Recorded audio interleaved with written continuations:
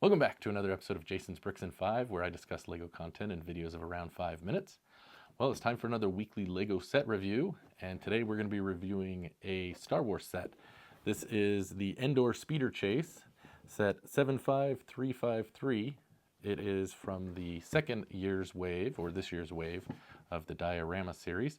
Now I did build all three of the first wave, and so this is the first one I've done from the second wave, so I'm excited to get this built and see how it compares. The build on this set seemed to progress rather quickly for me. There wasn't much repetition, and overall it was rather enjoyable. Now this is marketed as an 18 plus set, however this is clearly done more as a way to signify their target market of expected buyers rather than any indication on the difficulty of the build. It has 608 pieces, and there doesn't really seem to be too much technical in my opinion. Having done most of the Star Wars diorama sets, I would probably say that this build experience was right in line with what I expected.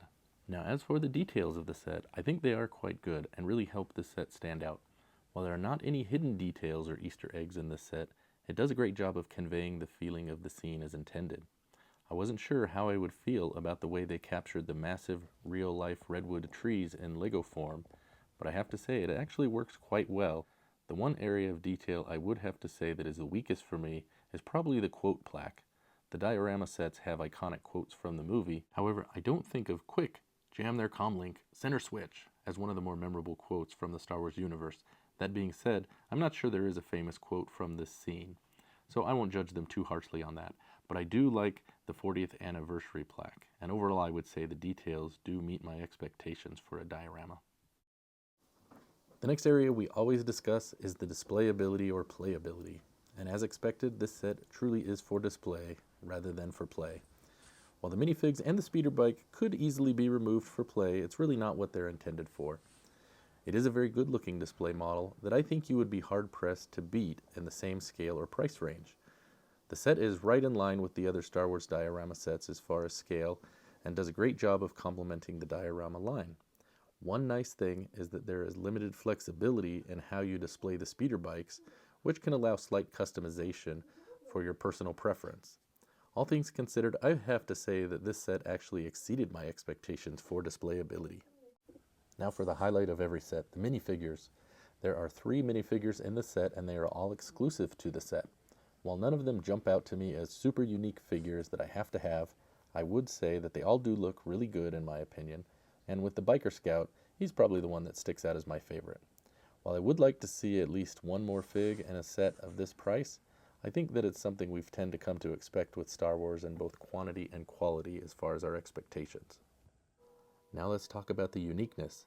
This is the second year of sets in the diorama line, and while the overall concept of capturing a small scene from a movie in a shelf-sized display is not new, they have done a good job of capturing something that does feel different while keeping that feeling of similarity at its core. So I would say that it does meet my expectations. So the last individual category we're going to discuss is the value. This set retails for $80 US, and while I feel like that is generally a fair price compared to today's LEGO market, this set has been out since around May 4th, and at this point you can generally find it for some level of discount if you are patient. This would be my recommendation if this is a set you are interested in picking up. This set should be around through the next year, and I would think that that would give you some time to design a plan to maximize the value from the set, whether it's through a discount or a gift with purchase and double insider points. All right, so the last thing we always discuss is just kind of my overall review or feelings on the set. Now first off, I will say if you are not a Star Wars fan, this may not be for you. Why would you build something you're not interested in? But if you are a Star Wars fan, especially the original trilogy, this might strike a chord with you. I really like it. I think they look really great on my shelf, and I'm excited to put this one up with the other ones.